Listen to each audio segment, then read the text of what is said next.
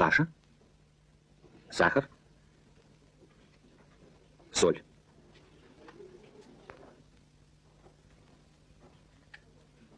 Предложим эту кашу детям. Таисия Ивановна, пожалуйста.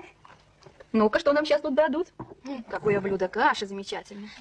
Сейчас вы должны отведать кашки и сказать, хорошо ли она приготовлена. Сладкая или каша? Да. Первый дадим Танечке. Танечка попробует и скажет, какая у нее каша. Сладкая. Ну-ка. А Валик попробует каши.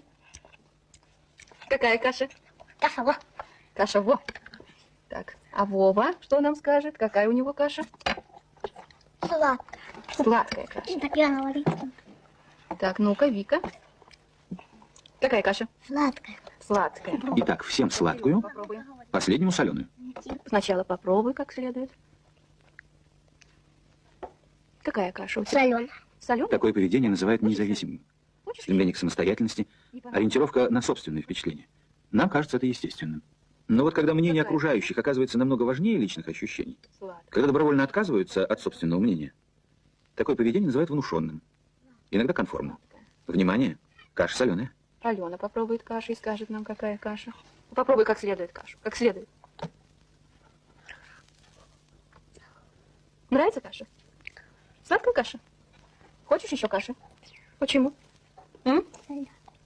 Потому что соленая. А что, зачем же ты сказала, что она сладкая? Сладкая. Сладкая каша. Валик сейчас попробует и скажет нам, что за каша у него. Сладкая. Сладкая каша.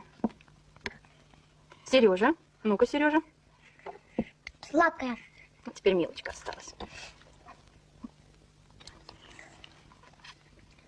Какая, Милочка, каша? Сладкая. Ну-ка, давай еще, Мила, попробуй. Что за каша? Хочешь еще каши попробовать? Ну, вот сладкая?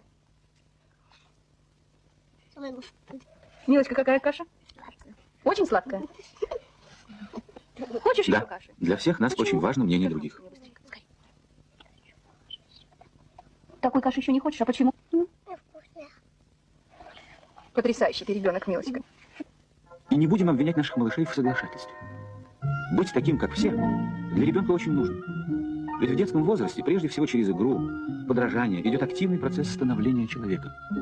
Процесс усвоения норм и правил, выработанных обществом. Процесс социализации ребенка. Быть как все.